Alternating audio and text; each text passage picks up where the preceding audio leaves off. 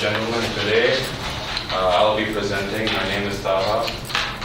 And well, before we get started, Franklin, how many students are here at UCF?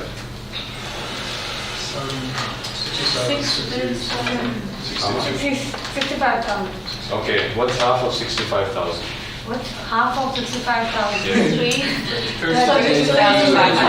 32.5. So 32,500 students can end up going out of here with student debt, with debt that comes from government or banks. From here specifically at UCF. Research provided by the Project on Student Debt. And this website allows you to see each specific school and state with this website.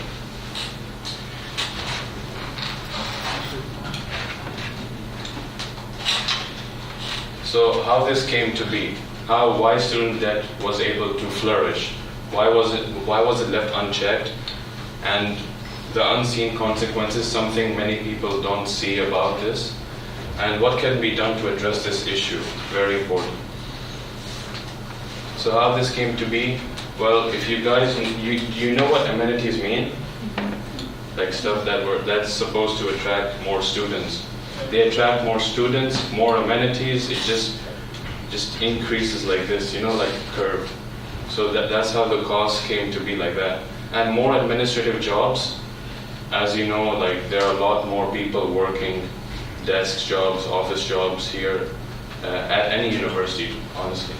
So that's why there was also that increase. The debt is around $1.4 trillion compared to the America's GDP of 19 trillion. That's like 5 or 6%. That's over 44 million American students, as well as international students.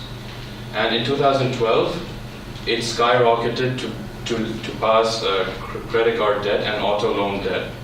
So, and this was provided by the Federal Reserve and Federal Reserve of New York.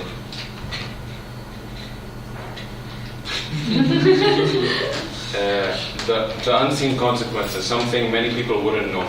Less consumer spending, because if you're left with debt your whole life, you can't buy a house, you can't buy a car.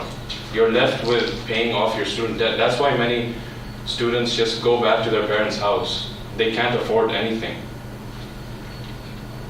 And the constant mental stress performed by the University of South Carolina.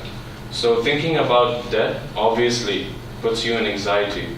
If you've had to pay off something, I'm sure we all here would agree with that, right? And it can cause a market crash. Think of it like the 2008 financial crisis, where the housing market, there was too much mortgage debt, like housing debt. And so because of that, it all just collapsed like a bubble. And then the banks just fall, everything related to housing fall. So if student debt was like a bubble, just like that, it'll crash, the economy can go really bad.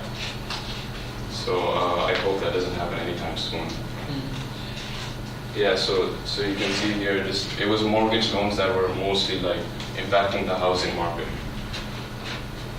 And what can be done to address this issue? Because obviously there are solutions, but it's really hard because it's such a big problem. Well, local governments can help finance education, as they are already doing with UCF, for example.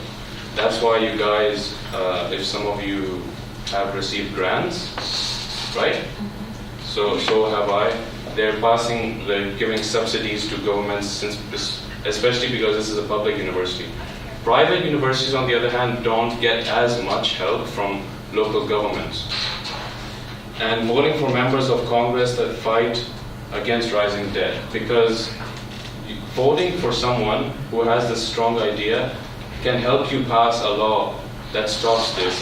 It's the way they did with the 2008 crash. After that, they just had to scramble, just pass laws that just what can I say?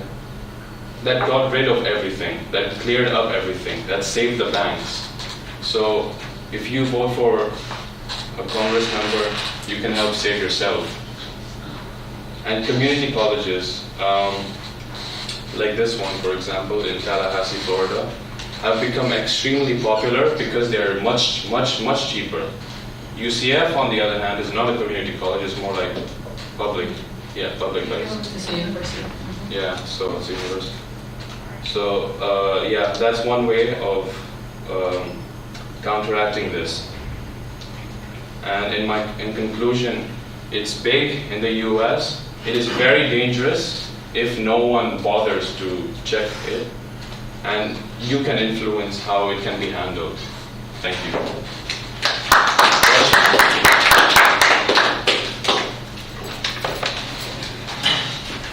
Is that short? A little bit short.